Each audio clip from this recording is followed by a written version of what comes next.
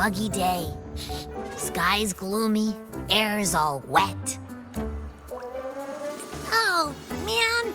At least let me finish my sentence. Ugh. Ugh. Cold, cold, cold. Oh.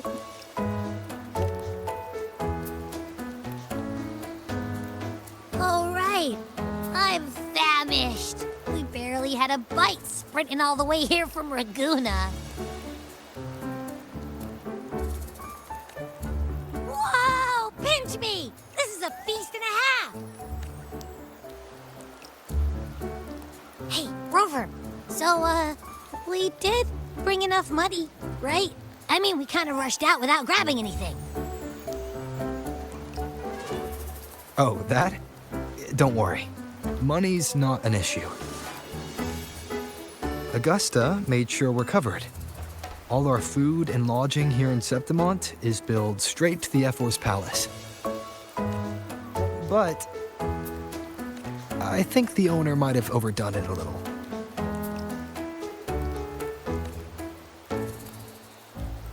Ha! Better get used to it. You're the champ of the Great Aegon. And you know me. If food's on offer, I'll be a scoffer. Yeah, no leftovers, guaranteed.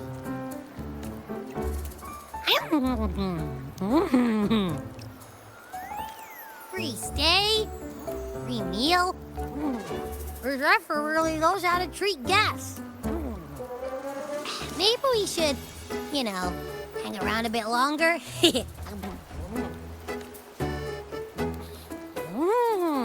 This smells amazing.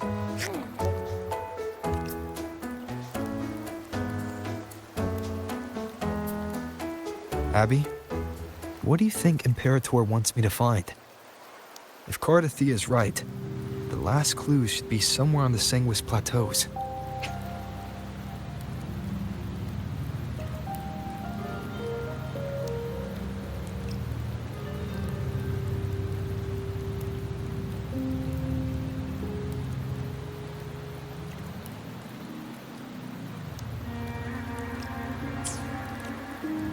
We're so close to the finish line, just one step away.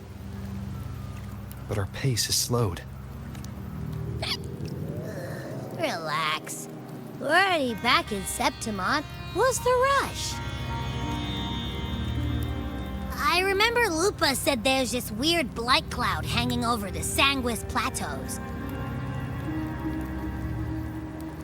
And when the high tide, or whatever, rolls around, all the gladiators go there to hunt tacit discords. Wait, is the high tide coming up soon? The Afra's invite did say something about a big hunt. Huh, that reminds me. Aren't we supposed to meet her today? A messenger came this morning. Augusta is dealing with an emergency, so our meeting's postponed. It looks like it'll be a while. An unexpected change. It's throwing everything off course. I don't like the feel of it. And why me for this hunt? If it's about the Great Aegon. The messenger said none of the other gladiators were invited.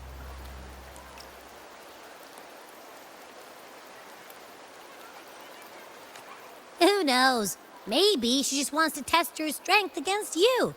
Typical Septimontian, right? You think so? I've only met her a few times, but I doubt she acts on such simple impulses. And as the F4, is she really in a position to do whatever she wants? Guessed from afar, you possess eyes as clear as crystal. But what troubles you so that eyes once bright as the highland sky now darken with rolling clouds?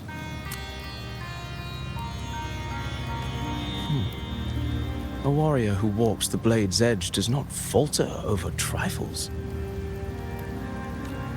The clouds, if I may guess, are cast from the throne. At the peak of Capitolini Hill, beneath the pale walls of the Ephes Palace, secrets lie buried. and the most intricate among them are those born from the pursuit of power. Even one as honorable as the Effer must learn when to be ruthless. In Septimont, a city forged in iron and blood, anyone who seeks the throne without knowing the cost is no better than a lamb marching to the butcher's knife.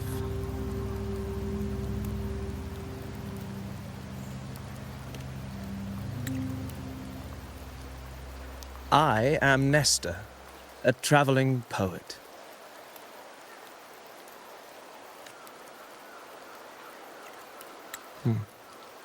The rains in Septimont never seem eager to leave this season.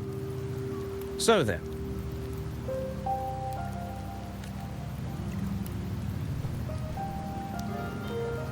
if you are curious about the Effer, then allow me to say that nothing would honor me more than to offer even a modest service to the champion of the great Aegon. Wait, how do you know he's the champion? And all that stuff about the F-Word, too. Oh, your eyes. Were we talking too loud?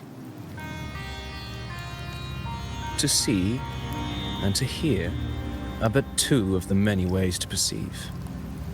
Trusting the senses is a habit, a natural expedience, but not the only option.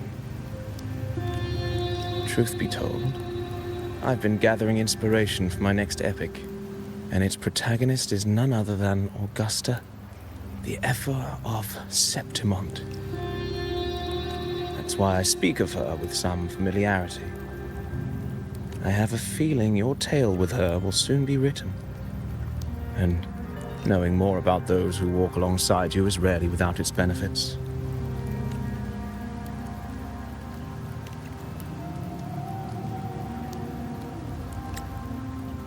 Augusta. A girl of humble birth, a resonator of modest talent, a commoner without noble patronage.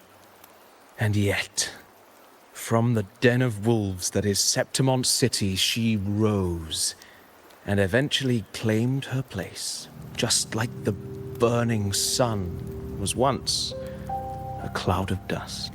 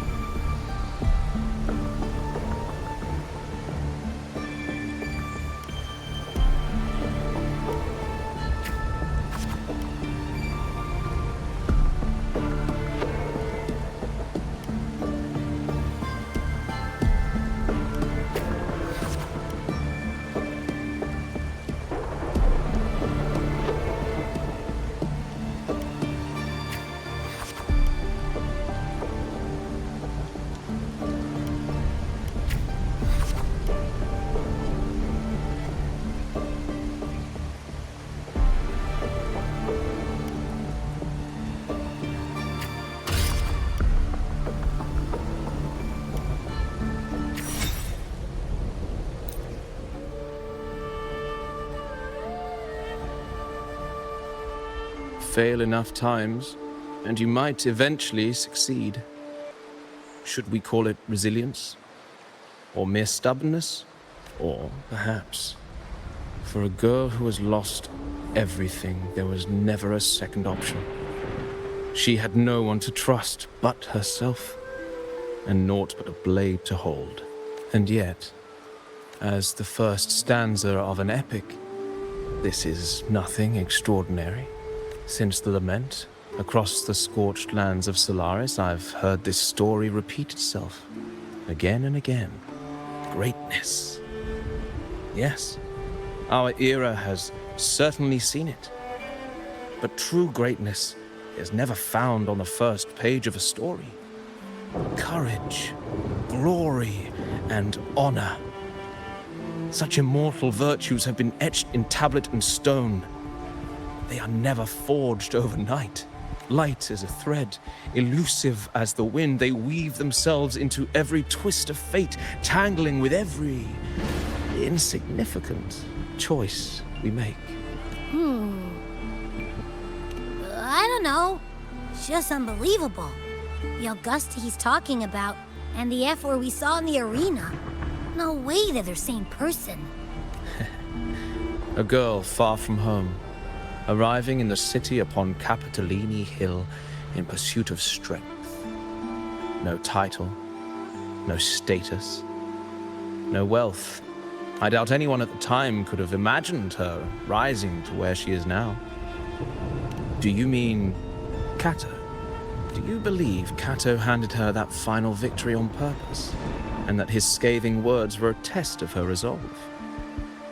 Then Kato must have been an idealist, to place his faith in a girl with nothing to her name. Now, why don't we keep this question in mind and see where the story leads us?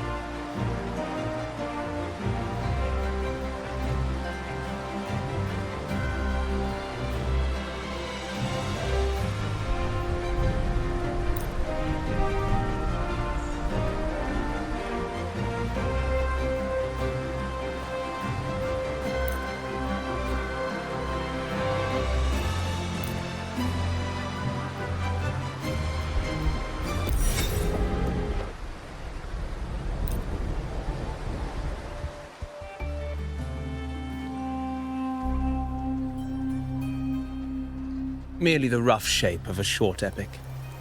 This is all I can offer about the F4.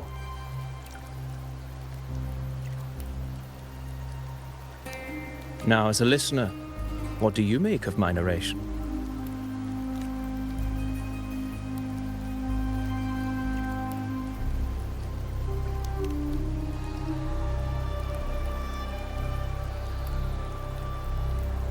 In this, you are right.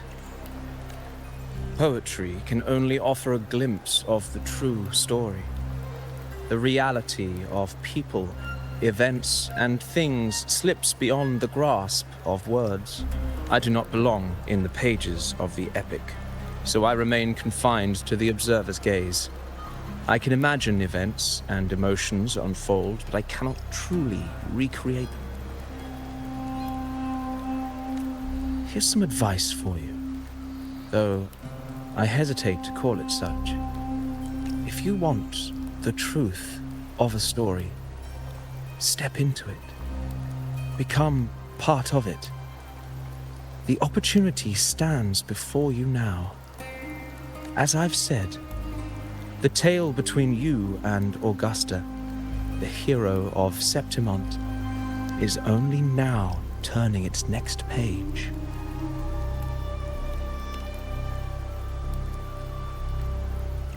It's not difficult to see.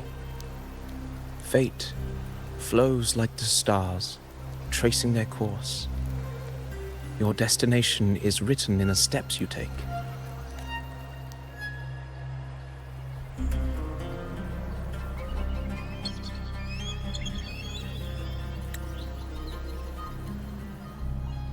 The rain is passing. I hear it ceasing its symphony upon the earth. It is time for farewells. Before I leave, may I ask you one last question? What is it that has lifted Augusta to the seat of power? What is it that makes a ruler? Well, I'd say strength. Let's be real. There's no way Augusta could have passed those trials without strength. Rover, what do you think?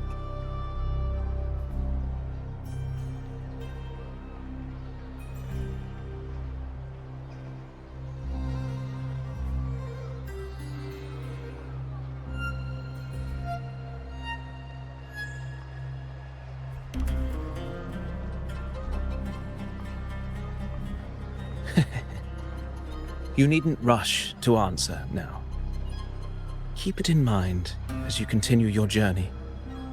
When the final chapter is written, the answer will reveal itself. Farewell, my friend. Our paths crossed by fate and by chance. Soon, after this brief encounter, everything about me will be gone with the wind. But you, your epic continues.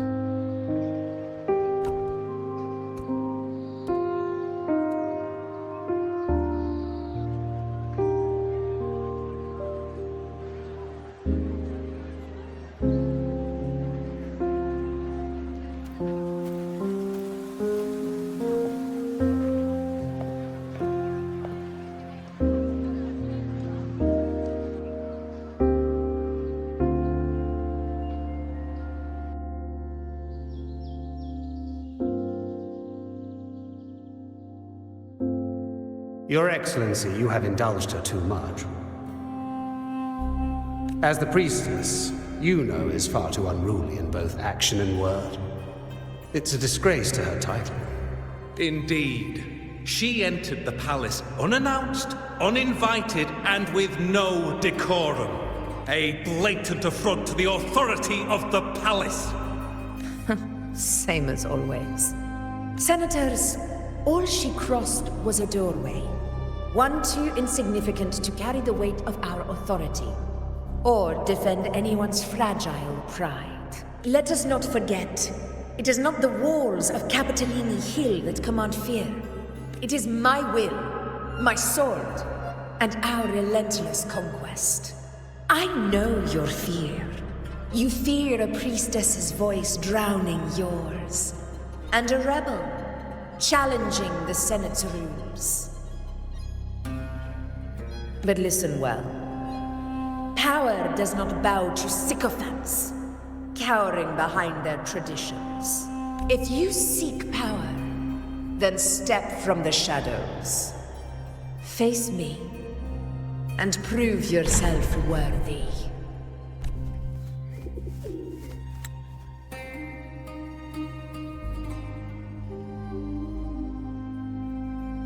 Took you long enough, Augusta.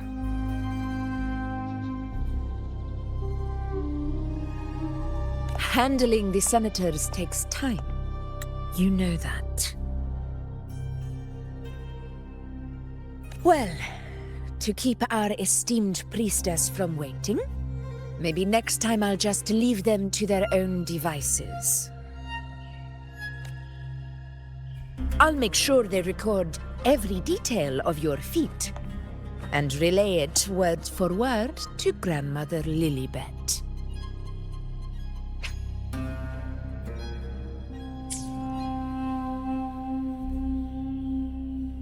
Priestess Iuno.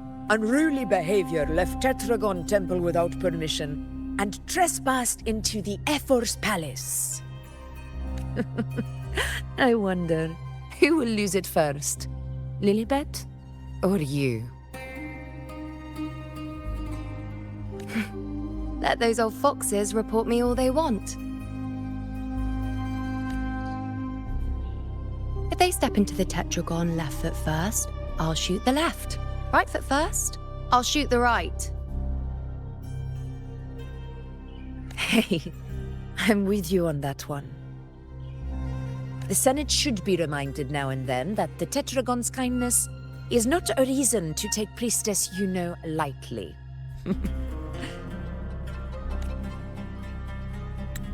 Why didn't you wait there? I had everything handled. We depart for the hunting ground tonight. If anything changed, you could have reached me by my terminal. You didn't need to come all the way here. I want you free of duty until that day arrives. You're overthinking it, Augusta. I'm here to see that person. Grandmother Lilibet said his fate is one of unknowable void. Sounds intriguing enough to make time for.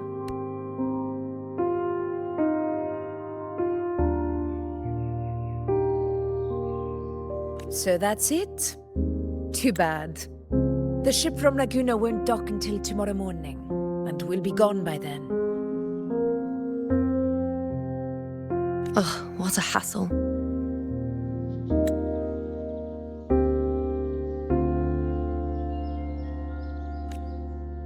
Patience, you know.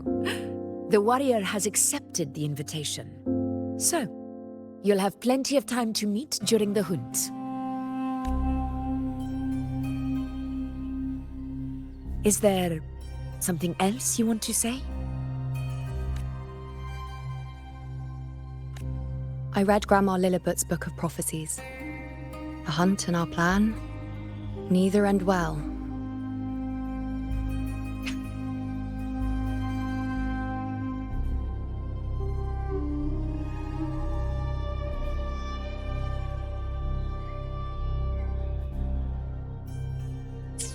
Are you sure we should go through with this? Risk does not trouble me. Peril simply requires greater strength. But really, when did you start caring about the temple's traditions?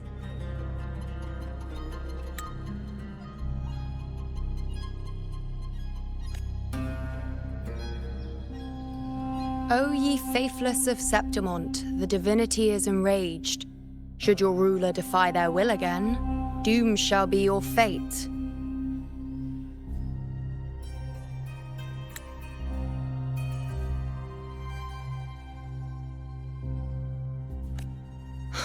Lately, I've been hearing murmurs from the nobles again. about the ancient prophecy from Raguna.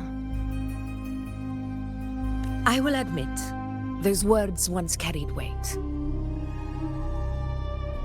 But when our ancestors crossed the waters and climbed these hills, Raguna's divinity didn't get a seat on the ship. And the priestesses all said the prophecy was incomplete. Only the hero of heroes, wielding extraordinary power, risen from the dark tides, shall bring eternity to Septimont. Then shall the waters quiet, the tempest still, and glory return with the blood of the old king.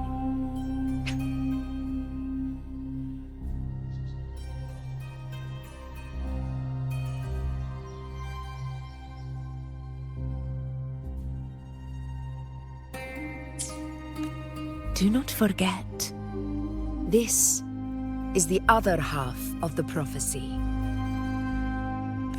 Fabius, Attilius, Valeria, one after another, these heroes have saved Septimont from the brink of ruin. As long as a hero stands, no disaster can break this eternal city. What if this time is different? What if ruin is our fate?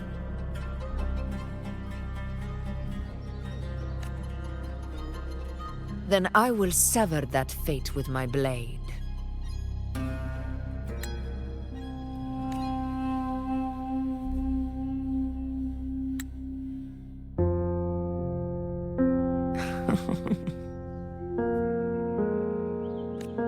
What's so amusing?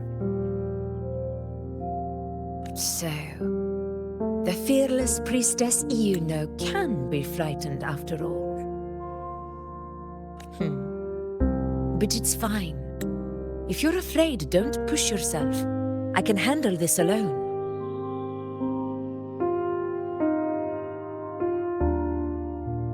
Most revered priestess, wait for me in the temple. I shall return victorious. Frightened. Me? If anything, it's you, trying to shut me out and face it alone. Fine. Go ahead. You'll come back to me sooner or later. That I can't deny. I knew it. So you do need me for this hunt. Thank you. You know.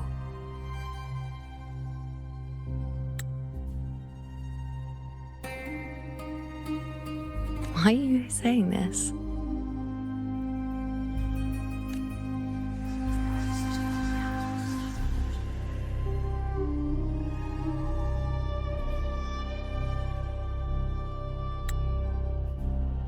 The storm is coming.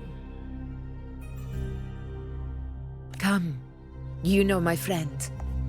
The best way to greet a storm is to walk straight into it.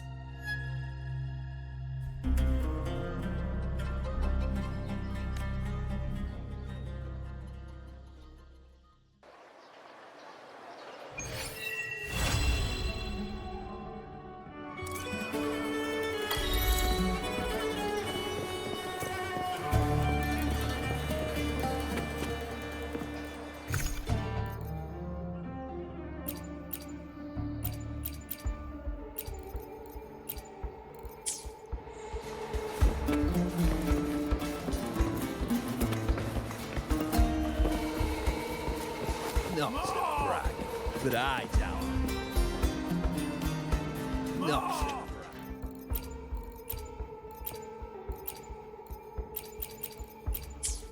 Not to brag, but I doubt that.